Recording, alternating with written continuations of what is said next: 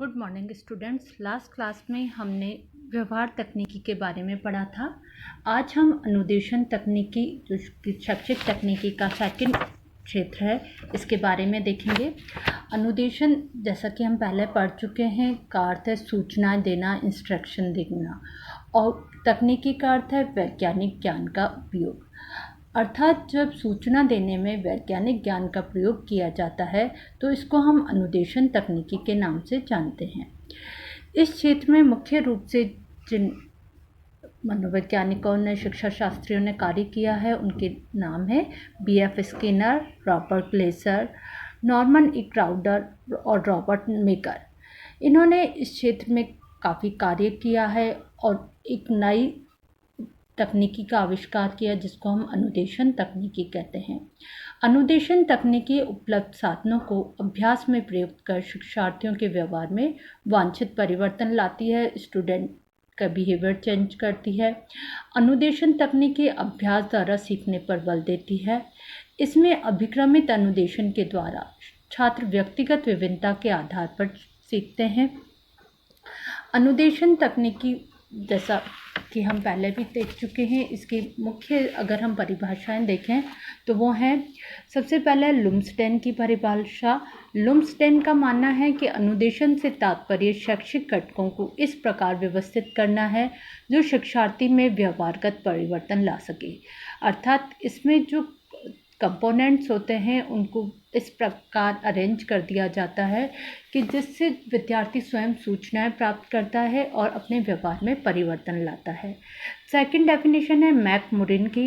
इनके अनुसार अनुदेशन तकनीकी शिक्षण और अधिगम की संपूर्ण प्रक्रिया को विशिष्ट उद्देश्य के अनुसार तैयार करके चलाने और उसका मूल्यांकन करने का एक क्रमबद्ध तरीका है। यह शोध कार्य तथा मानवीय अधिगम व आदान प्रदान पर आधारित है।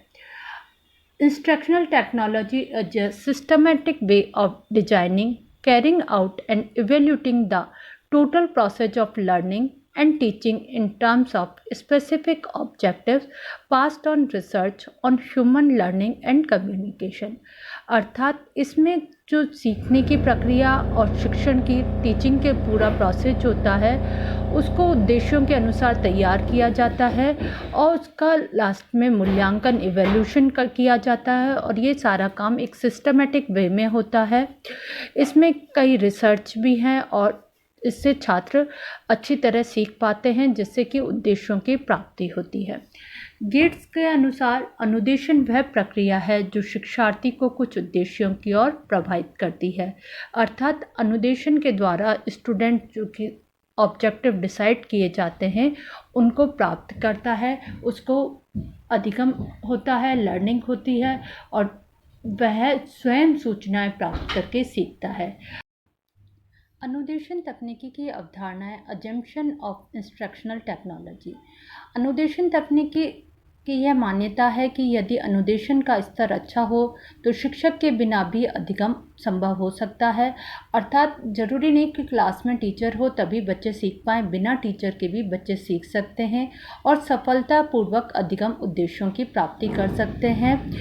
पाठ्य वस्तु को विभिन्न छोटे छोटे भागों में विभक्त किया जा सकता है। हम पूरे कंटेंट को छोटे छोटे पार्ट्स में डिवाइड कर सकते हैं और प्रत्येक भाग को अलग अलग रूप से भी प्रस्तुत किया जा सकता है। इसमें विद्यार्थी अपनी गति और क्षमता से सीखता है। विद्यार्थी की जितनी सीखने की स्पीड होती है वह उसके अकॉर्डिंग सीखता है। अनुदेशन के निरंतर प्रयोग से विद्यार्थी को सीखने हेतु पर्याप्त पुनर्बलन दिया जा सकता है। साथ के साथ इसमें सीखते सीखते बच्चे को रीइंफोर्समेंट भी मिलता रहता है कि उसने अच्छा काम किया तो उसको रीइंफोर्समेंट मिलता है, पुनर्बलन मिलता है। इसमें के द्वारा अधिगम के उद्देश्यों को प्राप्त किया जा सकता है क्योंकि बच्चा अपनी गति से सीख रहा है। इसमें क्रमबद्ध रूप से दिया गया ज्ञान सरल होता है, बहुत इजी ज्ञान होता है और सीखने के लिए उपयुक्त वातावरण प्रदान करता है, लर्निंग के लिए एक एटमॉस्फेयर तैयार करता है। इसमें विद्यार्थी अपनी व्यक्तिगत विभिन्नताओं को ध्यान में रखते हुए सीखने का प्रयास करते हैं। स्टूडेंट अपने इंडिविजुअल डिफरेंसेस के अनुसार सीखते हैं। धन्यवाद।